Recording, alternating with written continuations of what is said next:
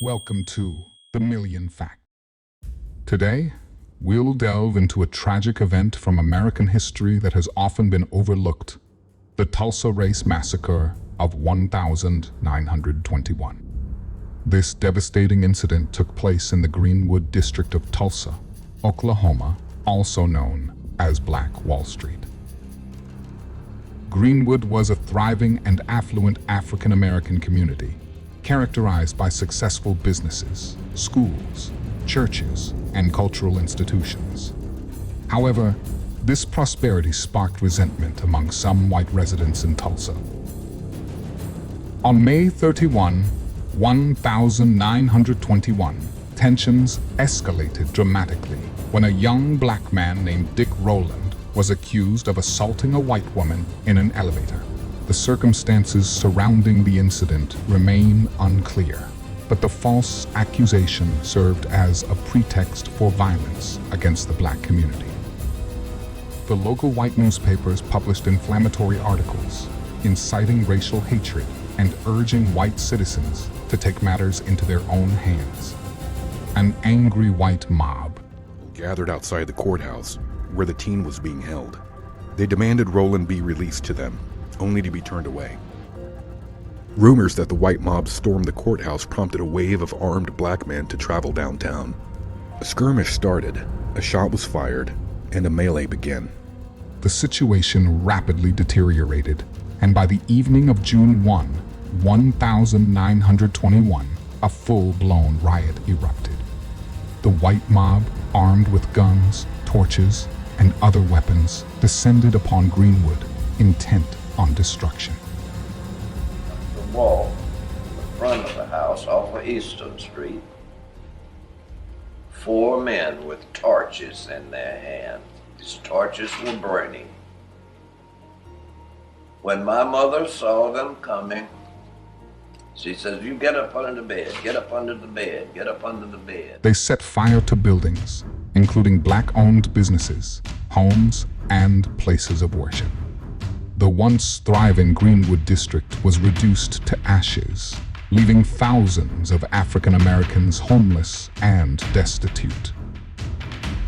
It's estimated that between 100 and 300 black residents were killed during the massacre, while thousands were injured. Despite this immense loss of life and property, the incident was largely suppressed in historical records for decades.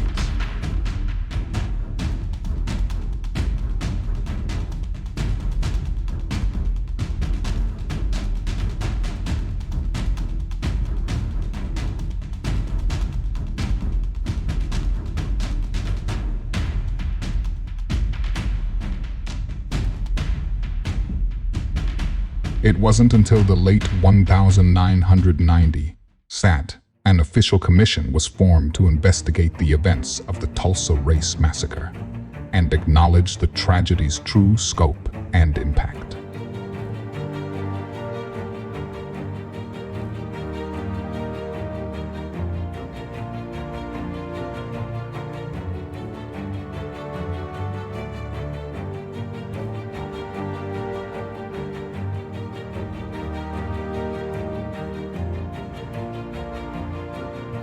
The attack on Black Wall Street and the Greenwood neighborhood left 9,000 people homeless. All that was left were the outlines of once prosperous businesses, charred foundations where homes once stood. Whites had looted the structures and stolen everything from cars to clothes. We came back, nothing but the ground. After the riot, they gave everyone tents, to live in. That's what they were supposed to have to live in. News reports shortly after the massacre put the damage totals at $2.5 million. Businesses, residents, and churches did not receive any assistance after the massacre. It was like taking everything away in one fell swoop and saying, now you start over and pull yourself up by your own bootstraps. But nobody gave us boots. Insurance claims were denied. The problem in the insurance policy was the fact that they did not honor the policy because it was void if a riot took place. I believe that they stuck with the word race riot. because with the word riot, if the people in the community all had the same insurance policy, then no one's policy would be of any value. For communities centered around faith, the loss of their churches was too much to bear. You know, it was very, very devastating. Not only did my house burn down, but now the place where I go to worship and where I go to get my encouragement, where I go to get my faith. And of course, since we as African Americans couldn't go to a counselor, we would come to worship and shout. So the place that I would come to relieve myself of what was really holding me down, now I have no place to shout.